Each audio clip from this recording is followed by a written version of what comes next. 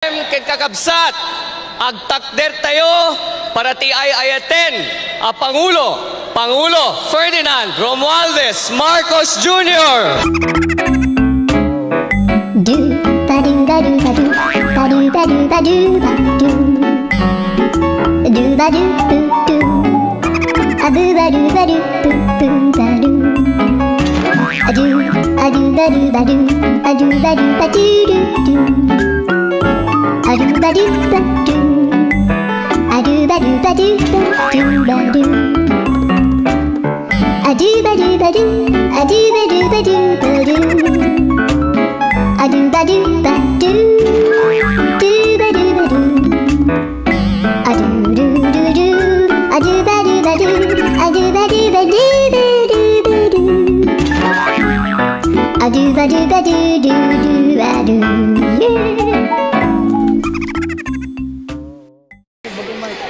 Kailyan, Ilocos, kagayem ken kakabsat na imbag nga malemyo amen.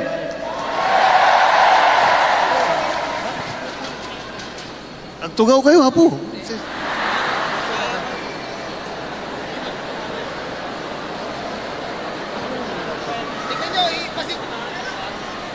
Parang mahirap makapaniwala na nandito na naman tayo sa kampanya. Napakabilis ng panahon, napakabilis ng pagdaan ng 3 taon na akala natin ay magiging mas matagal. Ngunit nandito nga tayo sa darating na halalan sa Mayo. At sinimulan po natin ang aming national campaign, kagaya ng dati, dito po sa ating minamahal na lalawigan ng Ilocos Norte. Andito po ang aming ipinagmamalaki na mga kandidato para sa Senado. Ngunit, bagamat nakatuon ang pansin natin sa ating mga kandidato para sa Senado, huwag po natin kaligtaan ang halos 18,200 na local executive na ating ihahalal sa Mayo. Nabanggit ko po ito dahil may pagmamalaki ng alyansa na kami lang ang may kumpletong tiket mula sa senador hanggang sa sangguniang bayan ng pinakamaliit na bayan ng buong Pilipinas. At hindi pangkaraniwan ang mga aming kandidato. Hindi po kagaya ng mga nakikita natin sa mga iba't ibang partido. Hirap na hirap makakuha ng kanilang mga miyembro.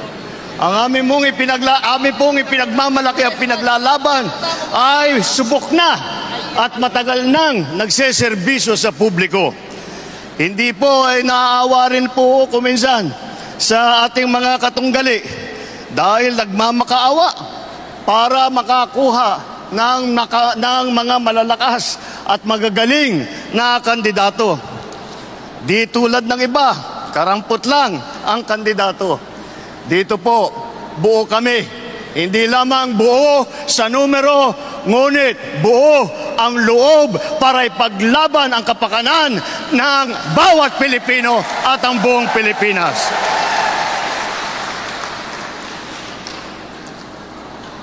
Kaya naman,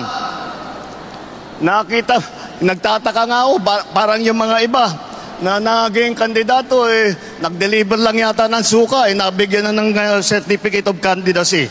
Dahil wala ang ikukumpara sa ating mga kandidato.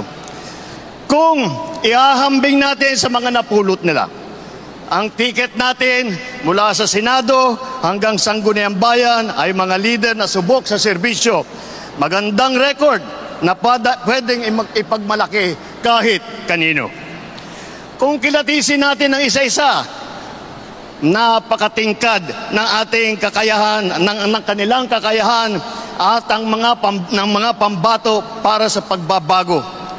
At kapag pinagsama kagaya nito na nangyari dito sa alyansa, ay lalong nakaka-impress ang kanilang pinagsamang lakas at galing. 8 po sa ating mga kandidato ay veteranong senador. Palitan ko na lang, matagal ng senador kasi pag veterano baka akalain nilang hindi lang luma kundi matanda. Andito po ang ating mga senador, Senator Cayetano, Senator Lacson, Senator Lapid, Senator Marcos, Senator Pacquiao, Senator Revilla, Senator Soto, Senator Tolentino. Pagpasok po sa Senado ng mga re-electionist sa Senado ay wala na pong OJT. Hindi na mag-aaral. Alam nila ang trabaho. Alam na nila ang pangangailangan ng Pilipino. Alam na nila ang gagawin nila upang gawin at idala sa ating mga kababayan ang kanilang pangangailangan. 7 naman ay nanggaling naman sa Kongreso na subok sa batasan. Andyan po ang mga Congressman Abalos, Congressman Binay, Congressman Cayetano, Congressman Marcos, Congressman Pacquiao, Congressman Tulfo, Congressman Villar. Kitang-kita po naman natin na itong lahat ay sanay na sanay, subok na subok at matagal nang nagpapakita ng galing. Hindi na bagito sa pagpanday ng mga batas. 4 ang nagsilbi sa kabinete, humawak ng cabinet rank na posisyon. Si Abalos, DILG Secretary. Si Tulfo, nag-DSWD Secretary. Lacson, ng Yolanda Rehabilitation Commission. Tolentino, siyang namuno ng MMDA. Ngunit, sa kanilang katungkulan, ay hindi lang po sila parelax-relax. Tingnan nyo po ang kanilang mga record at makikita po ninyo na sila ay nakagawa ng magandang pagbubuti para sa kanilang mga kagawaran. Alam nila ang government work galing sa kabinete. Hindi lang dada, pero gawa ang kanilang ipinapakita. They are not here to oppose. They are here to propose. 3 ang naging gobernador ng malalaking probinsya. Alam nyo na, Manang Aimee, dito sa atin, sa Ilocos Norte. Lito Lapid, Governor Lito Lapid ng Pampanga. At ang Governor Revilla ng Cavite naman. Bukod pa ron, kasama nila ang 3 naging city mayor. Binay, Abi Binay ng Makati. Tolentino ng Tagaytay. Abalos ng Mandaluyong. At huwag natin kalimutan na si Tito Sen, Senator Soto ay naging Vice Mayor din ng Quezon City. Hindi rin po tayo nagkukulang sa boses ng kababaihan at maglalaban para sa karapatan ng ating kababaihan dahil 4 sa ating mga kandidato ay babae, pero itong mga babaeng ito ay palagay ko mas matatapang pa ito kaysa sa mga lalaki na nandito ngayon. Mga abogado naman, 4 din. 4 ang abogado natin: Abalos, Binay, Cayetano, Tolentino. Si Aimee nag-aaral din sa law school. At pinagtatalunan lang nila kung sino daw ang pinakamagaling at sino nanggaling sa pinakamagandang eskwelahan. Ngunit lahat yan ay magaling, lahat yan ay matalino, lahat yan ay ginamit na ang kanilang kakayahan upang pagandahin ang Pilipinas.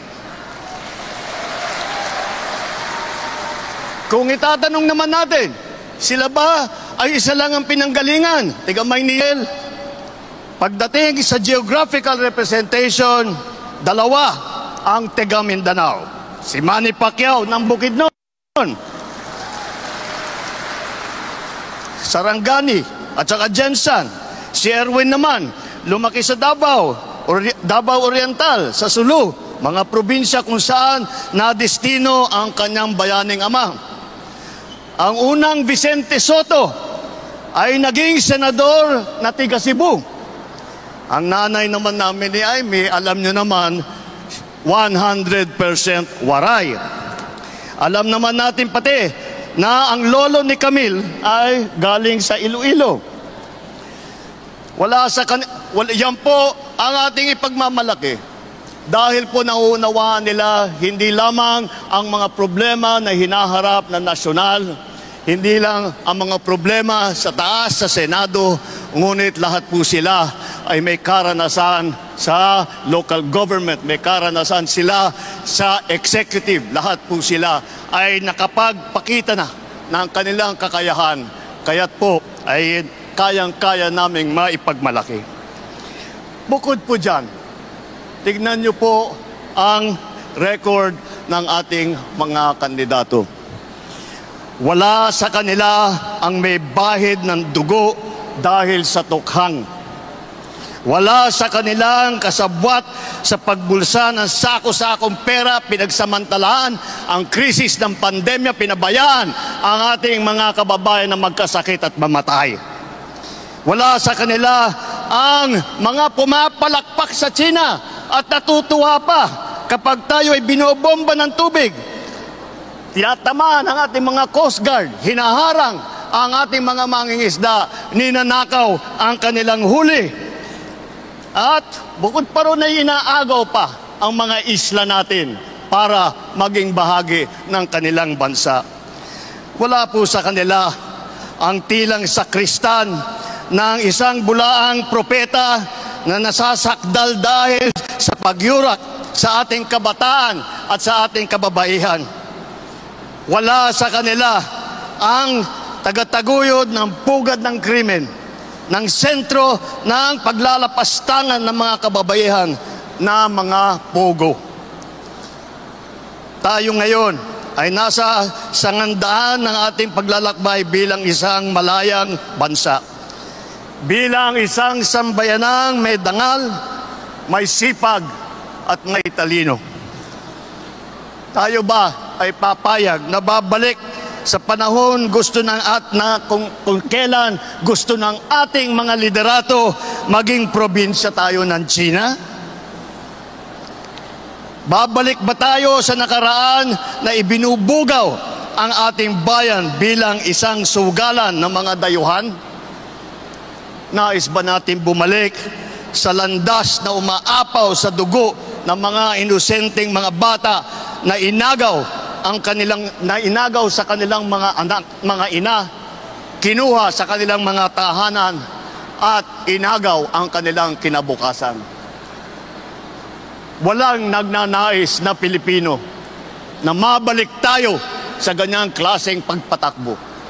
Kaya naman, pakakatiyak po kayo na kapag ang ating mga kandidato ay naluklok sa Senado at sila ay nagsimula ng kanilang trabaho, asahan po ninyo na sila po ay hindi makikihalo, hindi makikilahok sa ganyang bagay na ating iniwanan na at na ayaw balikan.